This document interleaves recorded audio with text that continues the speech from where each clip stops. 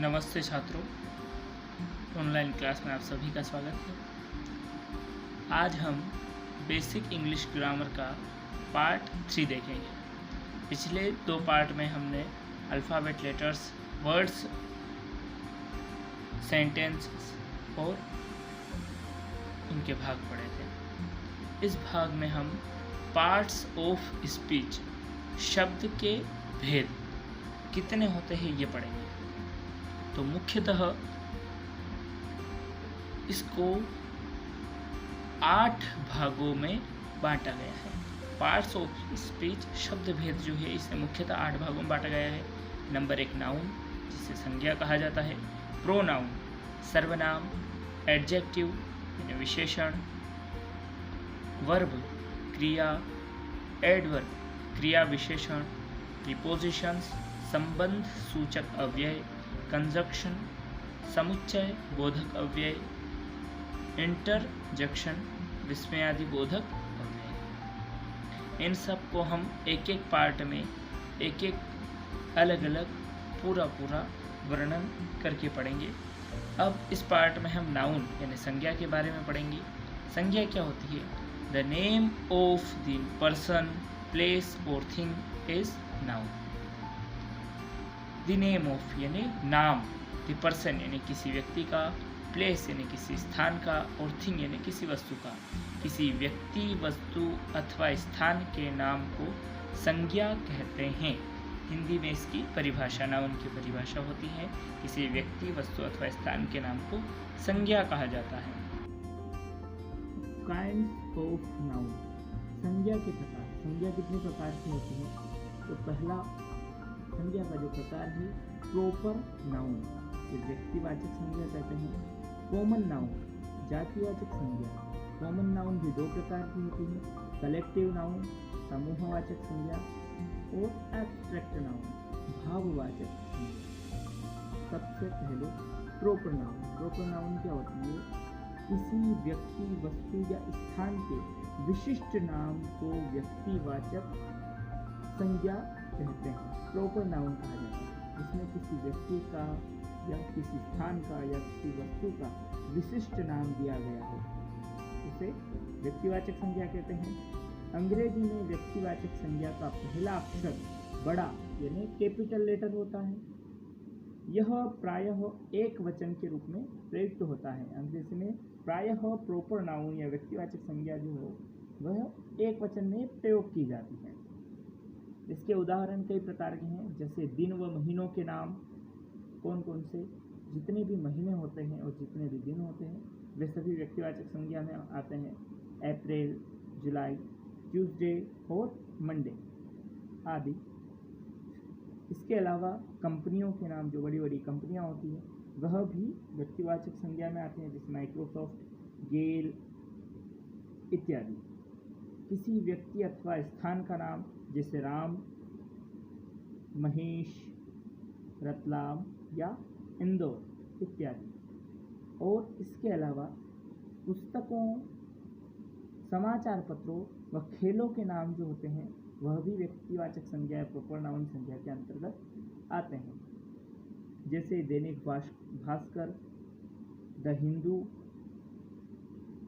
और Ramayan, cricket, hockey, football आदि चीज़ें भी प्रॉपर नाउन में आती हैं।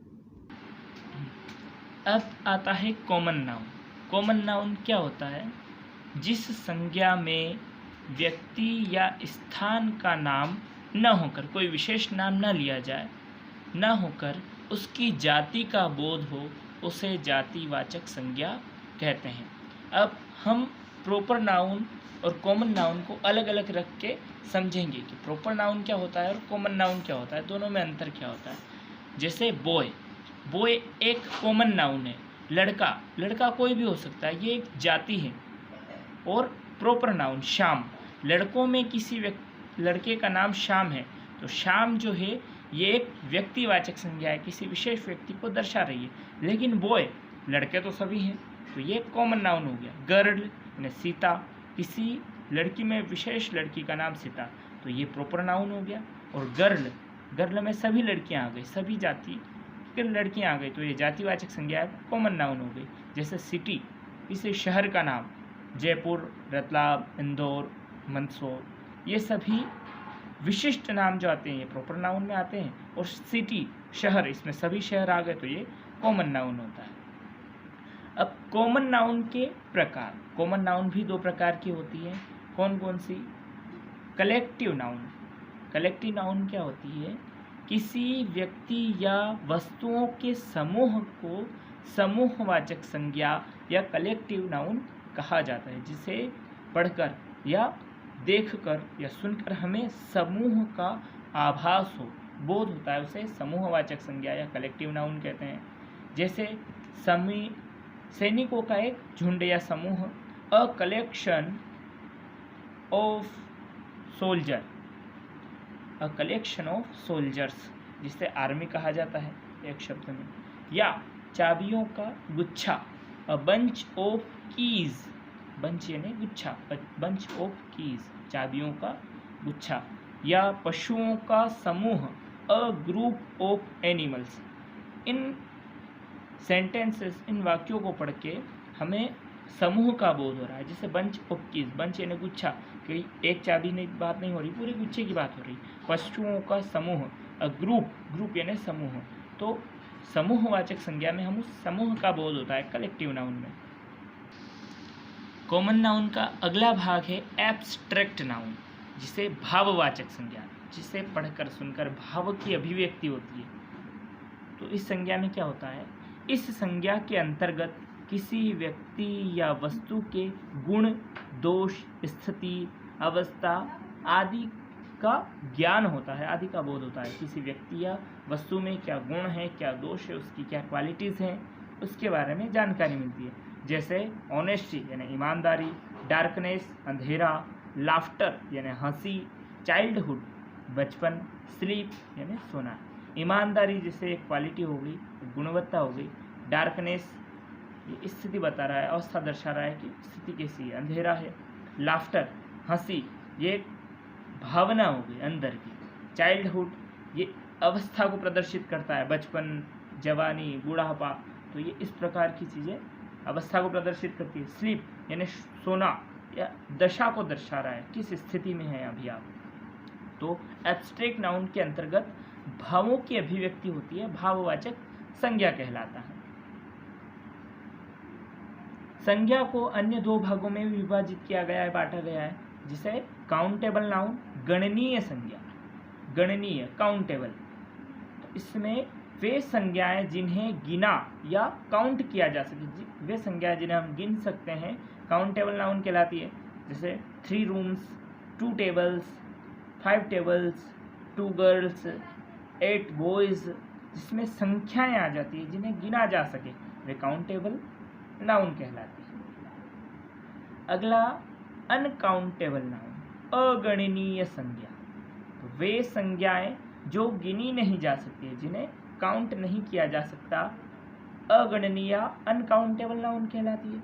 जैसे सम वाटर, कुछ पानी। अब कुछ पानी को हम गिन तो नहीं सकते कितना पानी, 1 पानी, 2 पानी, ऐसा तो नहीं होता, कुछ पानी। सम मिल्क, कुछ दूध।